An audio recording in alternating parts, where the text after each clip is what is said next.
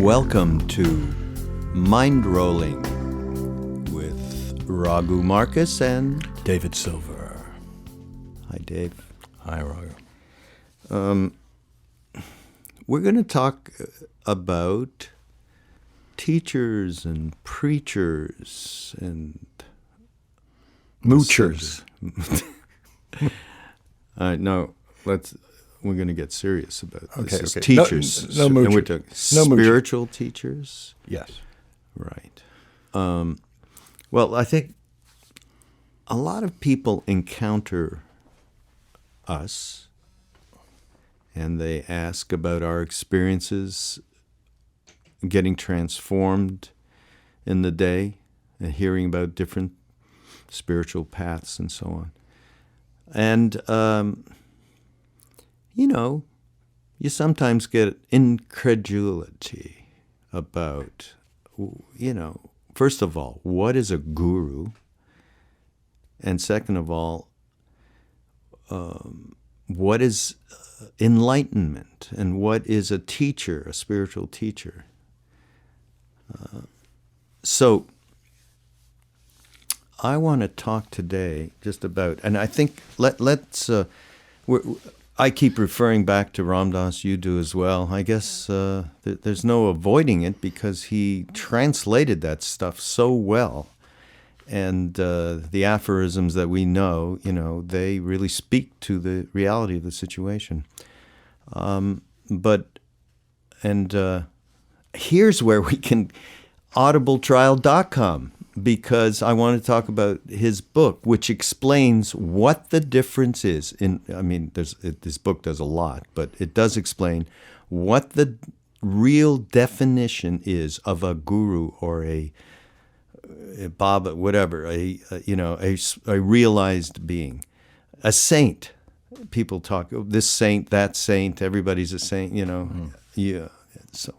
So on audible.com you have many of Ram Dass's great books. But Be Loved Now is there, and if you go to audibletrial.com/mindrollingpodcast or to our site, you can get shifted over to get a free trial, and you can just get that book for free. So that's the end of that intermission. So, but in this book, Ram Dass gives a definition for what that realized being, saint, guru, whatever you want to call it, is. And in its most simplistic terms, it is someone who is absolutely not in time and space. It is somebody that is prescient. And in India, that's called antarayami. It's a Sanskrit word, or maybe it's Hindi, meaning knower of all hearts. That being knows all of your past lives, all of your present, of course, and your future. That it's out of time. That being has complete access to anything that is needed in the moment to help people become free. That is the essential, and Ram Dass, of course, goes into way more detail about this and gives many examples of these kinds of beings and what that reality is. So that is what is termed a realized being, or in India known as a siddha, an accomplished being. I think accomplished being is probably my favorite term for what this represents. Like Buddha, it's been accomplished. They are in the present all the time and out of time and space. Now we have teachers. Now, many people mix up guru with teacher. Now, and there can be many gurus, and that word is in the English dictionary now, meaning someone who's the most knowledgeable about something or other. So that word has been completely watered down and has no real meaning in the West anymore. And in the East, that is the being through which you can become free.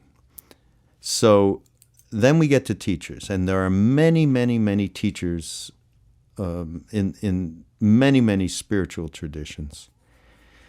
And some of them have more negative proclivities than others. And in that sense, many people get hurt.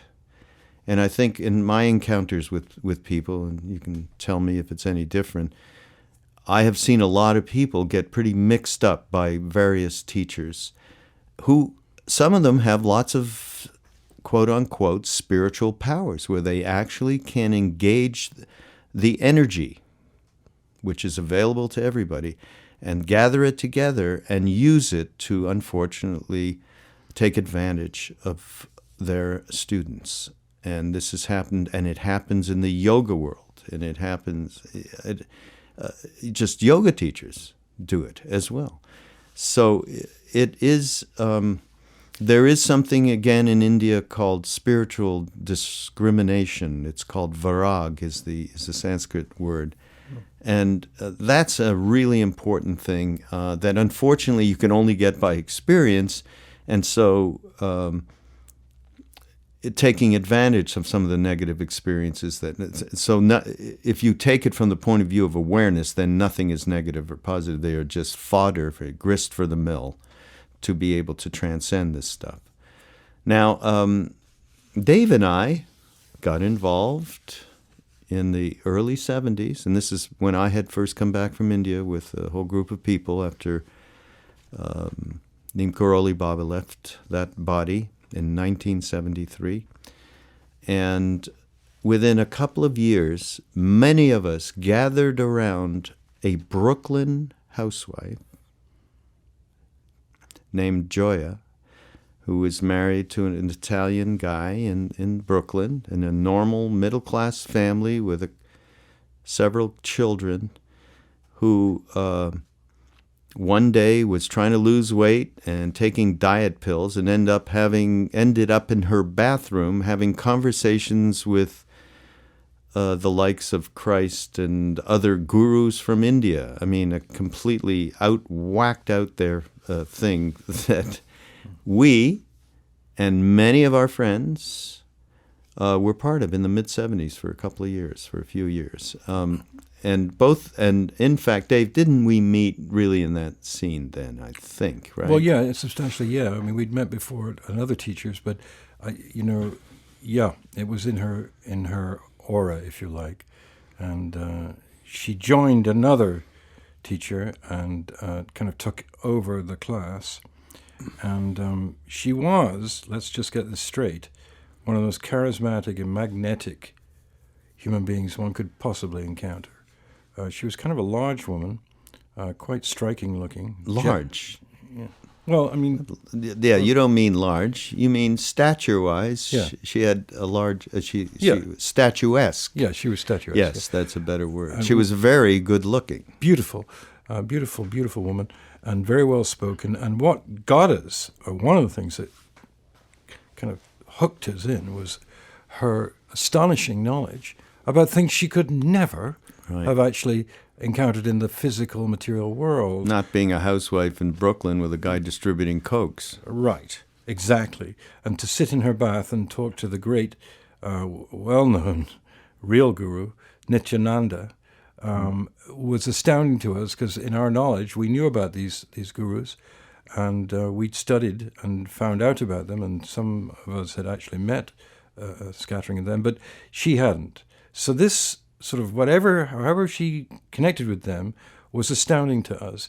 Not only that, but she was incredibly articulate about it, and very strong, and a very amazing speaker, funny, sometimes brutal, sometimes gentle. She was the most profane mouth Yes. of anyone I ever met. Yeah, she could swear like a trooper and like a sailor, and what that did was it showed the amalgam of her, the sort of mix that she was.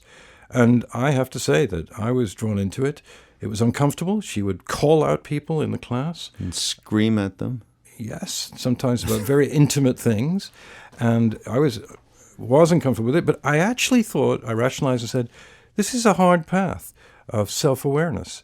And to get to self-awareness, you need a teacher like this, who's sort of like the classic Buddhist monk with the stick, who'll smack you on the back of the head when you start to fall asleep instead of sitting up straight. She was that to me.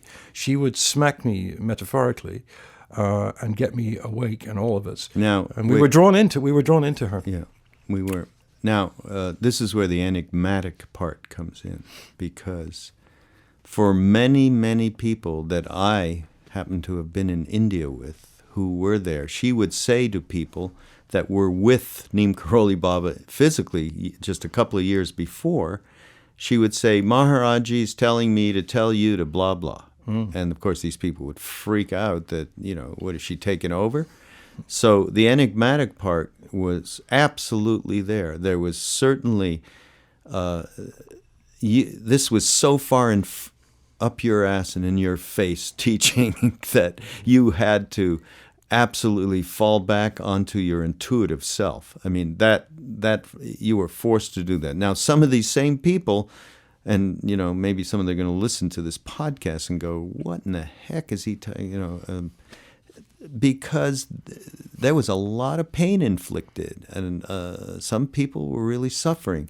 So enigmatic in that there was some things that came out of this on a day-to-day basis that were true and recognized by your own true self, and things that were introduced by her that were invaluable.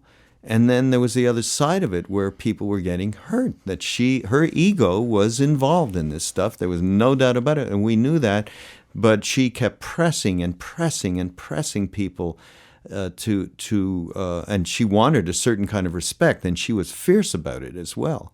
And I'm, so fierce. I mean, we used to do these eye contact things, right, with her, and she, how about the fiercest, woman you ever met, most powerful, sitting, like 2 feet in front of you with those eyes and this what's called in India Shakti, this powerful energy.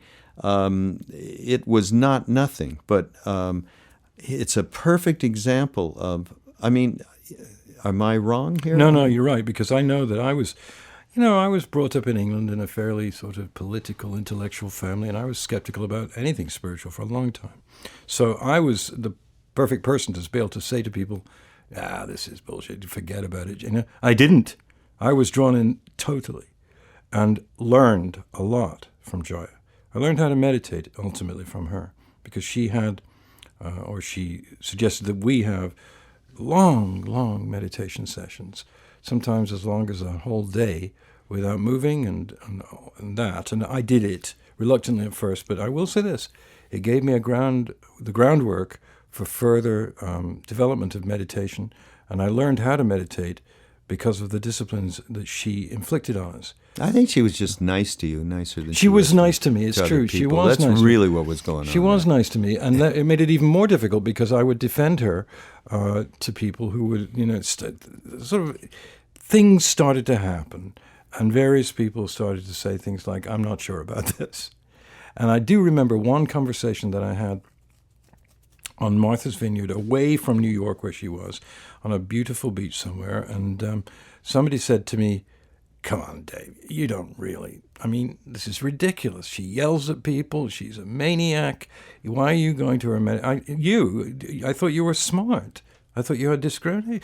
And I would fight about it and say, look, the spiritual path is not easy.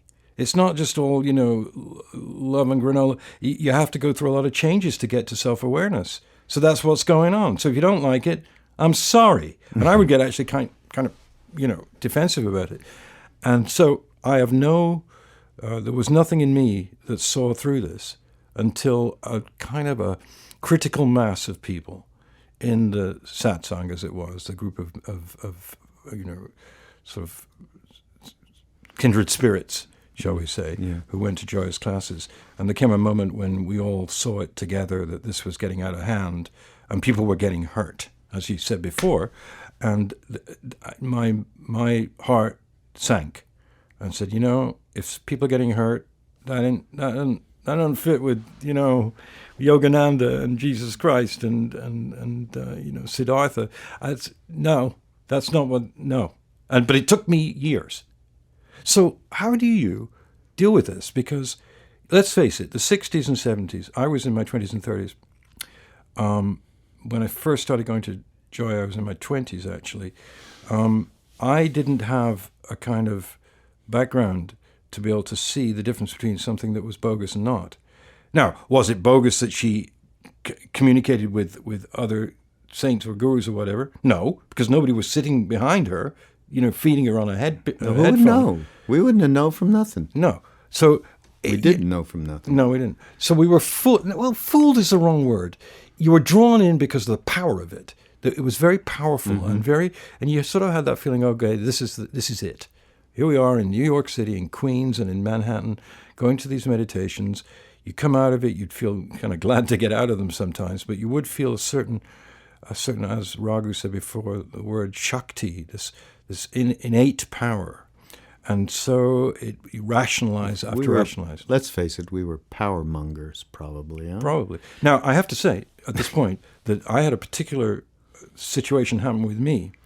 A gentleman called Stephen Diamond, who most unfortunately is no longer with us, he passed away a few years ago, wrote an article for New Age Journal, egg in my face, and it was a cover article, and he wrote it in my apartment on the Upper West Side.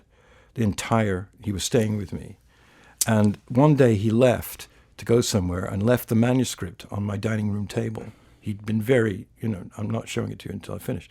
But being the honest, wonderful person that I am, I read the entire thing and almost passed out because it was such a sort of, it was an expose. Right. Now, Steve Diamond was a very, very special, intelligent person. He wasn't really following a spiritual path, but he was a deeply penetrating writer. Anybody who met him knew that he only wrote what he felt was true. And I was devastated. A, because he wrote it in my apartment, and B, because I thought that he was full of crap. And he was just another cynic or skeptic, who was saying, I don't believe in anything. And he would have written this about anybody. But the truth of the matter is that article precipitated the end for a lot of people who read it about a month later. No, of course, folks, it's about Ram Dass and his separation, because it was due to Ram Dass, you'll love to hear this, that many, many, many people came there because he went there in the beginning, he was told things that she just couldn't know, that were private to him and Maharaji, whatever. Who knows what the hell happened? But basically, we did go because of that. Yeah. And then he left, and then many people left at that time, and then others of us stayed on a little bit longer. But I think, what did you say? You said, fool yourselves. And I just never thought that I was fooling myself. I might have been, like you're saying, definitely was attracted to the power part, and definitely was attracted, to some of the other worldly astral things that she was doing, right? And she was a really charismatic figure. So in all of those ways, but in you can't fool yourself. You're fooling yourself. You think you're fooling yourself because you're doing things that are making you, satisfying you, making you comfortable, happy, pleasure-filled, whatever it was. I mean, it was our penchant, karmic penchant, to do something exciting. Right. And a lot of that was involved, and eventually you found okay, I have no more business with whatever this was. I've learned what I needed to learn, and you move on. But realize that if you're sucked into something like this, where it's two worlds, there's some great things come of it, and then there's some negative things that come of being with a being that is, is involved with her ego. I mean, she still was involved with her ego, although she wasn't afraid of a lot of shit, and she had a lot of power as a result of that. She worked with AIDS people for 30 years, by the way, after this. She just died this year. So she did a lot of good things as well. That's what I mean, enigmatic.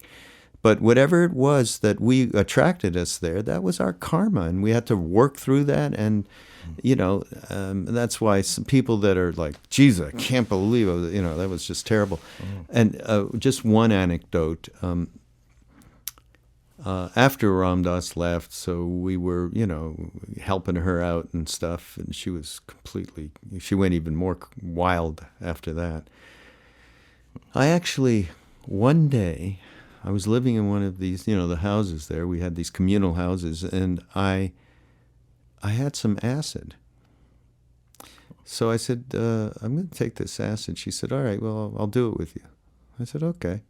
We went into a large closet, which I had, all kinds of spiritual artifacts in, and music, instruments and so on. And I took this acid and sat 3 feet in front of her, and we did eye contact for about, hours. Oh. No words, no nothing, and I went into all these incredible astral realms. But I mean, it's not nothing taking acid on your, No. on any level, and especially with someone like this.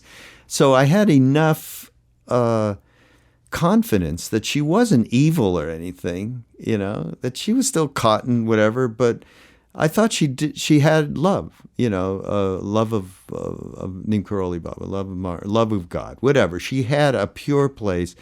And I guess I was confident enough of that I would actually, I had a major acid trip with, and she wasn't, by the way. She was completely straight. And wow, I must have told you that one. No, actually, no. And I can't even begin to imagine taking acid in her company, because it was like acid to begin with. Yeah, I know. It was pretty out there. Oh, listen, I have one other thing I want please. Not to say about this, but around that time, I used to hear about this teacher named Baba Free John.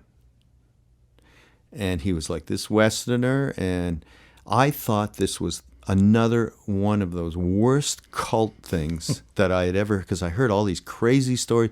He ended up in an island in the South Pacific or something with this group, a smaller group, and it was like, you did what was supposed to happen, or, according to their little structure, or you were gone. I mean, it was terrible what I heard about this stuff. So 2 weeks ago, my erstwhile lovely friend here says, I just picked up a book. I can't believe how great it is. It's really been giving me, incredible insights and so on. Spiritual, this, that, and the other. God. And I said, who's that? He says, Da Free John, which was his name later.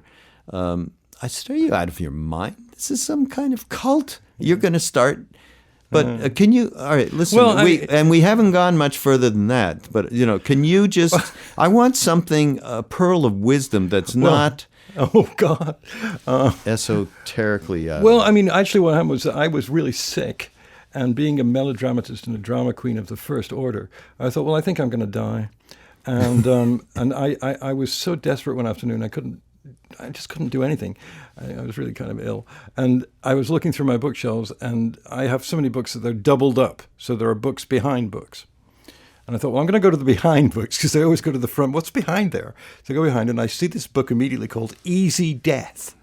That's for you. And I thought, okay, that's good. That's what I want. I'm going to die. I want it to be easy. Fine, I'll read that book. It was like 900 pages long. And I picked it up, and because I didn't want to commit myself to it, I started at page 300.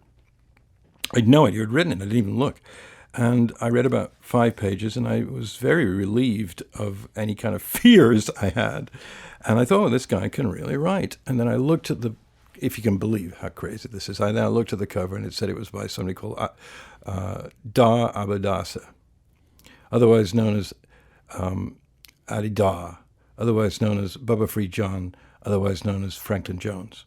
And I remembered then, oh my goodness, this was one of those cultists in the 60s and 70s that I studiously avoided.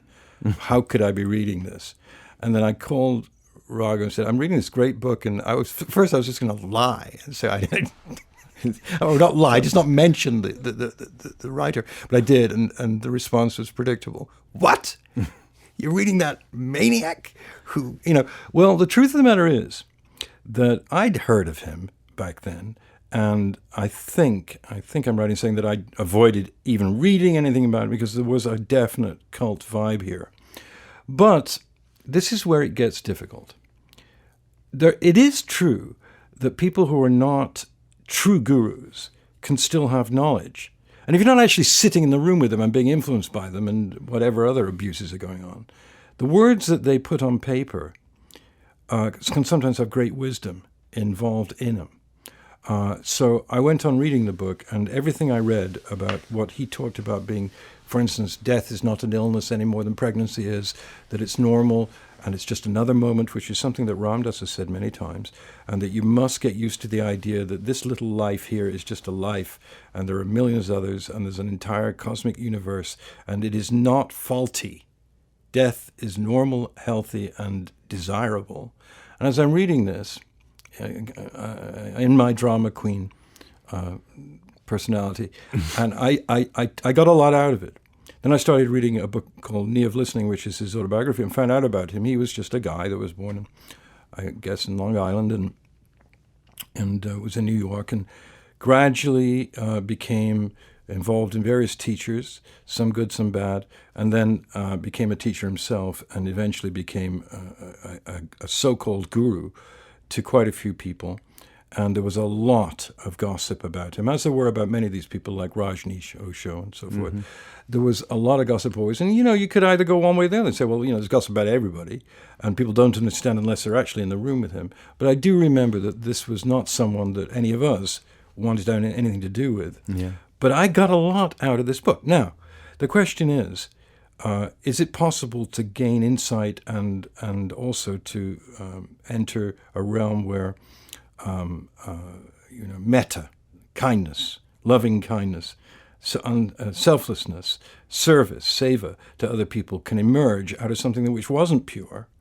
Or is the impurity of the source an actual pollution upon your devotion? It's not a question I can answer that easily. Well, but I just want to say one thing. One of the things you said, Raghu, at the beginning of this, which is so crucial to this, is that what's happened is, whether we're clear about individuals or not, once you start to dilute and degrade a word, the word being guru or sadguru, and any old person who puts on, sort of a robe and starts chanting in Sanskrit can actually call him or herself that. You could say, well, that's okay. If it helps someone, it's okay. No, it's not. Because as soon as you start to degrade the meaning of the pure ascended master, you're doing a disservice. Because then you're not... It's like saying, that someone who plays music and is sort of okay, and then his girlfriend says, he's a genius. Mm-hmm. And you go, okay, I'll go and see him. You go to a club, and he's not a genius. What does that do for Bob Dylan and John Lennon and Brian Wilson and Joni Mitchell, who are geniuses? It's all done. It's gone. Those words are finished already. There's nothing to say about it. And so what you said before means a lot to me, because I think that you without being uptight about it, you have to make the definitions clear. And I remember you saying to me not long ago, that if someone is out of time and space and knows all hearts, which is fantastic 3 words, knows all hearts, sees into people with compassion and helps them in various ways become self-aware in some way and get involved. Free. That is a being that is rare indeed.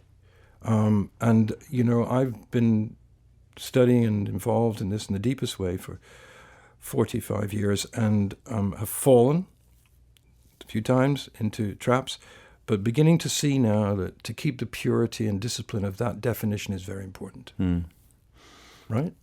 Absolutely. I think but it's more important, not in relation, I don't think, to how we refer to, we get a lot of references where people refer to, this saint, that guru, and perfect master, and all those words.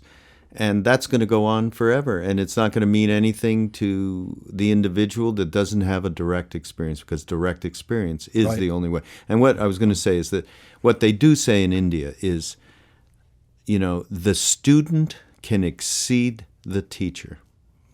That the teacher can give the student can realize these teachings beyond which the teacher could not. So that is a truism. I mean, I really do believe that. But degradation of reality is dangerous, because that means that the real power and beauty and givingness of a true master is somehow, lessened when those that are not coming from those high chakras. You can have knowledge, you can have information, you can have charisma and be coming from a very low chakra place, if you like. Let me give you a funny thing that occurred to me, just like this nanosecond.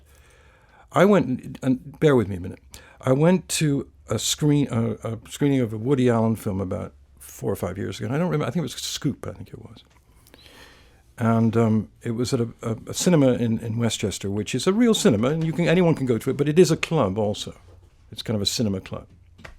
And I was invited and to see this screening of Woody Allen's Scoop. And I watched it and liked it, and I like Woody Allen, makes me laugh, very insightful.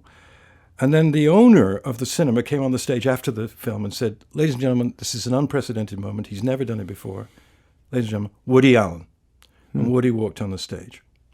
And for almost 2.5 hours, he answered questions freely from the audience. He didn't give a speech. Anybody could ask him anything. And he was extremely likable, which I didn't expect he would be, and very open. But he said something that blew me away. At one point, somebody stood up and said something about Ingmar Bergman and Woody. Now, Woody Allen had made a film many years ago, which was a Bergman-esque type film. It was his only attempt at making like a totally serious film. And I think it was shot in the Hamptons. And it was a huge failure. So Woody Allen didn't speak for a moment. And he said, "I want to talk about something with you guys. It hurts me enormously as an artist to ever be compared with 3 people. Bergman, Fellini, and Kurosawa. Those are the 3 they compare me with. He said, if I am indeed in their league, then they are indeed not geniuses." And he repeated it. He said, "I'm not being falsely modest at all. I'm not particularly modest. I like some of my films. They're funny. They're okay. But to compare me with Bergman or Kurosawa is a degradation. And it hurts me because I love those masters. I watch those films. I can never do what they do. Never. And to say that I'm on their par lowers them and heightens me in a way which is completely distorted, false, and dangerous. We must be careful about who we call masters and not." And I sat there and the breath almost went out of my body, because he was 20 feet away from me, and he was very serious about this. This was no fooling around. And the same holds true. There are great yoga teachers, there are great teachers, there are great Buddhist teachers, many of them, who are sincere and very, very wise. But you got to be real careful when you talk about true saints, And Raghu was with Ramdas and many others who had the darshan, the physical presence and effect of Neem Karoli Baba. You know better than anyone the difference between being in that presence and being another. It doesn't say that the other person is no good, but just let's get our terms right. Right? Yeah. I mean, that was a tremendous digression. Yes. But it's my only way of expressing what I feel. I agree. I agree. I mean, the only thing is, of course, these people who are really living in this place, there's no thought whatsoever. They do not have thoughts about their place in history or anything like that, or comparing to anything. There just isn't that kind of process going on. Like when we used to, you could talk to Maharaji, but it wasn't in the normal rational sense that you were talking to. In fact, he used to talk to us by asking us questions.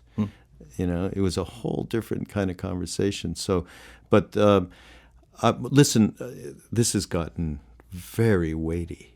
But let me just say something I think we have to say here, so it doesn't sound like pure, elitism. In other words, I met Neem Karoli Baba, I met Ramakrishna, I met Yogananda, therefore I met a real ascended master. You didn't, so you're not getting that experience. The very truth is that if someone is a master of time and space, he or she is always present and available just by a photograph. Well, many. So you can get there. Your own experiences with Shirdi Sai Baba. I don't think you met him. He left in 1920. 1918 he died, and I've had thousands of experiences. You were born in 1902. I'm leaving. I'm gone. I'm not that old. I don't look that. But no, you could have met him. Truth of the matter is that I learned about him in 1971. Something attracted me to him enormously, and I've been ever since then studying all the books about him and looking at pictures and meditating and all of that. And it's been incredibly enriching to me. And I never met him, but he got inside my heart. And when I went to India the very first time, I noticed that he's a huge master in India. Course. Tens of millions of people. When you go into a little store to buy a cell phone or whatever, you'll see a picture of Shirdi Sai Baba. And to them, he's like a member of the family, you know. And he himself was enigmatic, not in the way that we've been speaking of here, but in the way that he was beloved by Hindus and he was beloved by Muslims, and no one ever knew really where he came from.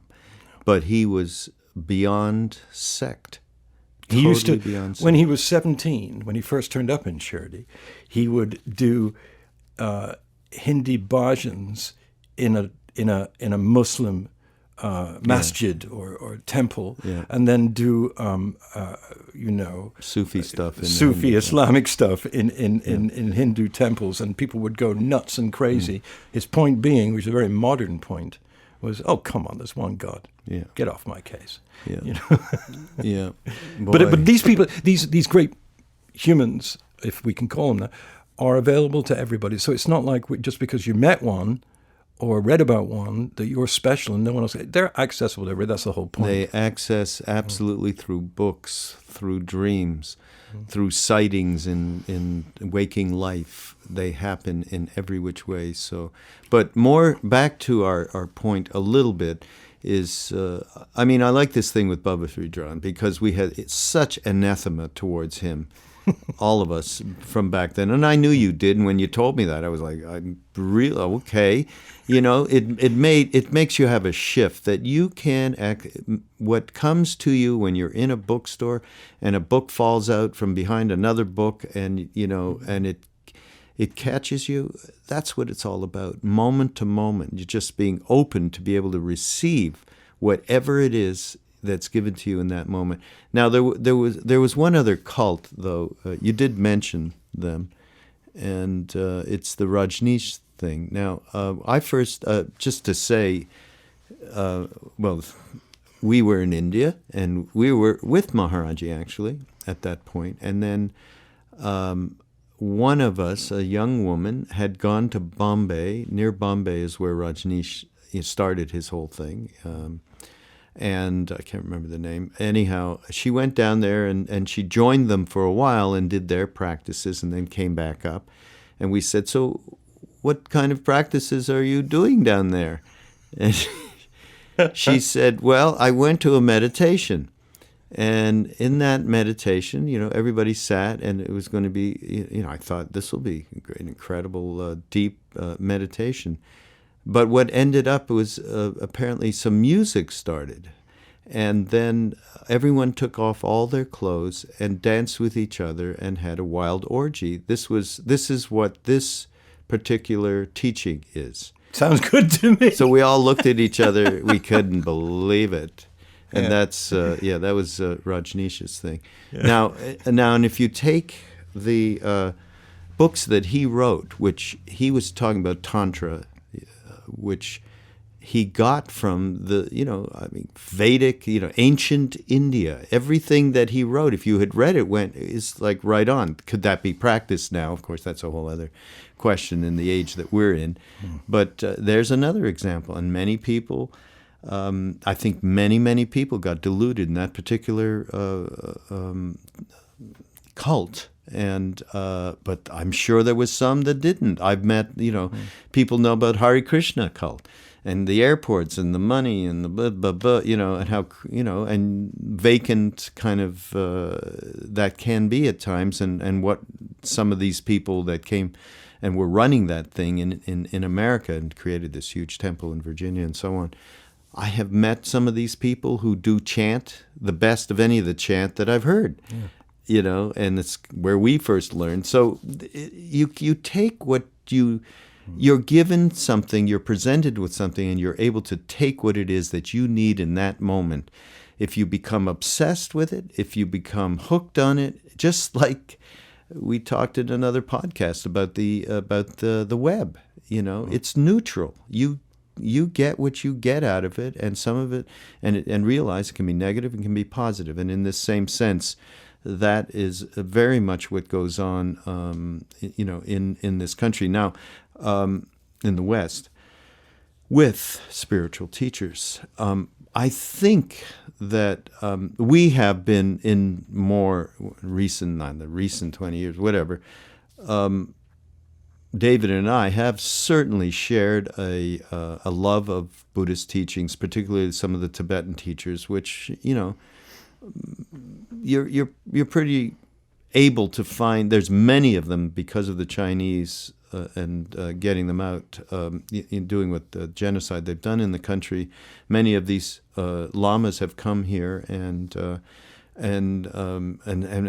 teaching, and in a very, very straight ahead manner. Is there problems with some of that? I'm sure there are, but I think one of the things we can do with mindrollingpodcast.com is, and we are doing it more, is to provide some of the resources that are based on our experiences. This Mindrolling podcast, Mindrolling comes from a being that I bumped into, a Tibetan Lama named Khandro Rinpoche, who is absolutely one of the clearest, most profound teachers around, and down to earth, stuff that helps you day to day. And is not so esoteric as to not finding any connection with. And, we're going to put that stuff up. I think we should. Some of the books and some of the particular teachers that are alive today that one can access. And but I think